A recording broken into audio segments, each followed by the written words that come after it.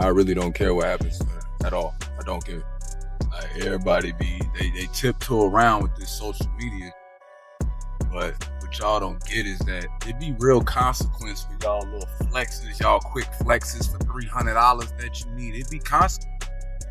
I really don't care what happens to her at all. That might sound cold, but it's the truth. People tiptoe around these situations, wrapping them in the soft glow of social media filters, pretending everything is perfect, but life doesn't work that way. What so many don't realize is that there are real consequences to every little flex, every impulsive post, every staged photo meant to show the world you're winning. Sometimes those quick flexes are for as little as $300, sometimes for clout, but the real cost ends up being much greater.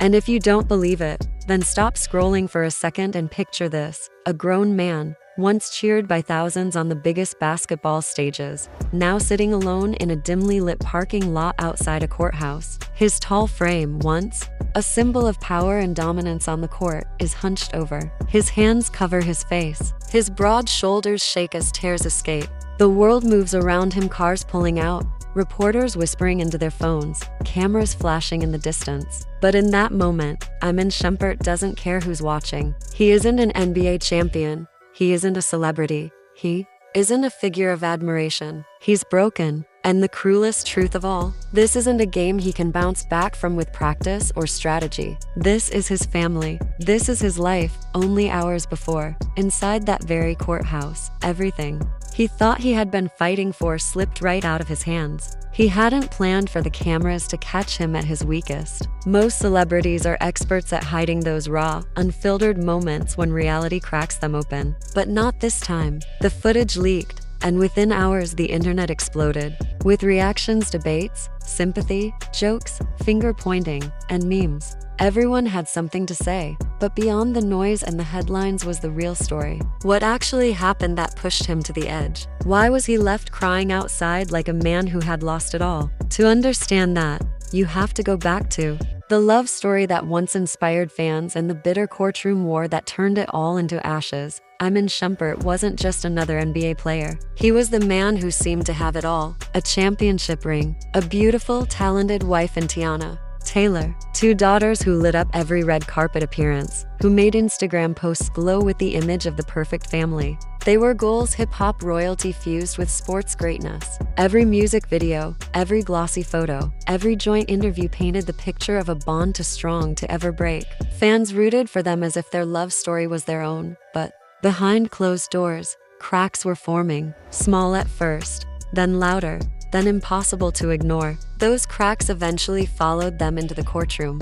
Their separation wasn't just another Hollywood breakup, shrugged off and forgotten by the next news cycle. It was a battle, a brutal one. Custody of their daughters became the centerpiece, each side determined not to back down. And yet, anyone watching closely could see that this fight wasn't just about the children.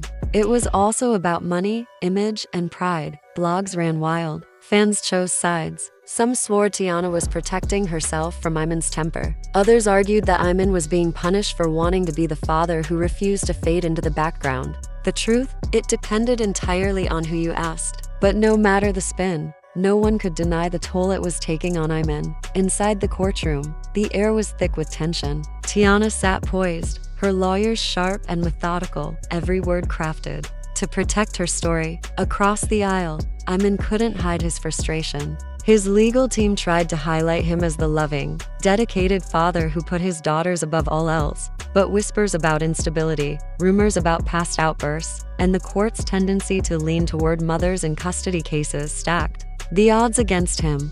Then came the ruling, a knockout punch. Teyana was granted majority custody. Iman was left with limited visitation rights and a financial order that felt less like fairness and more like punishment. The gasp that swept through the courtroom was instant. Reporters darted for the door, eager to blast out headlines before anyone else. Phones buzzed. Whispers filled the rows of wooden benches. But the loudest silence of all was the one that fell over Iman himself. His jaw tightened, his fists clenched, his eyes burned red. He didn't stay for the formalities. He rose, stormed out, and within minutes he was outside where the real unraveling began. That parking lot became his stage, not for applause, not for performance, but because life had left him no place to hide. Witnesses described him pacing back and forth, tugging at his hoodie, shaking his head in disbelief. At one point, he sank onto the curb, staring blankly at the asphalt while his phone buzzed in his pocket. Maybe it was family, maybe it was friends, maybe it was his daughters. He couldn't bring himself to answer. And then came the moment that broke everyone who saw it. He buried his face in his hands and cried. Of course someone recorded it. In today's world, privacy is a myth. Even a man at his lowest, stripped of all composure, is never safe from the lens of a smartphone. The clip spread like wildfire, first Twitter, then Instagram, then blogs and YouTube channels. Within hours, the entire world had seen his pain. Some defended him, calling it a powerful display of male vulnerability. Others mocked him, freezing his tears into screenshots for cruel memes. And while the internet debated, Ayman sat in silence, his life shifting beneath his feet in real time. But he wasn't completely alone. A voice rose in his defense, surprising many. Claressa Shields, the world champion boxer and close friend of Ayman, took to social media. Her face was red, her voice shaking with anger, tears in her eyes as she condemned the way people laughed at his pain. "This man loves his kids," she said. "And y'all out here acting like this is entertainment. It's not funny. It's not a joke. This is a father hurting because the system failed him." Her words cut through the noise. Claressa had seen the man behind the headlines, the father who adored his daughters, the friend who fought to be present. She knew his intentions, and she wasn't afraid to call out what so many others refused to acknowledge. For her, this wasn't gossip. It was injustice. Her passionate defense sparked a larger conversation. Suddenly, the narrative began to shift. Was the court fair to Ayman? Or was he yet another father pushed aside, painted as unstable, while the mother was automatically viewed as the safer parent? Celebrities chimed in. Some cautiously voiced support. Others stayed silent, fueling speculation about loyalty and hidden alliances within the industry. Meanwhile, the blogs spun every headline they could. Ayman Shumpert melts down after losing custody. Teyana Taylor wins big in court battle. The nuance of his pain was drowned out in the race for clicks. And in the middle of it all, his parking lot breakdown became the defining image of this chapter in his life. But here's the truth: sometimes the lowest moment becomes the turning point. That video, humiliating as it was, reminded people of something important. Behind the fame, behind the money, behind the statistics and red carpets, Ayman Shumpert is human. A man, a father, someone capable of breaking. And in some strange way, that vulnerability gave him more sympathy than any carefully worded statement ever could.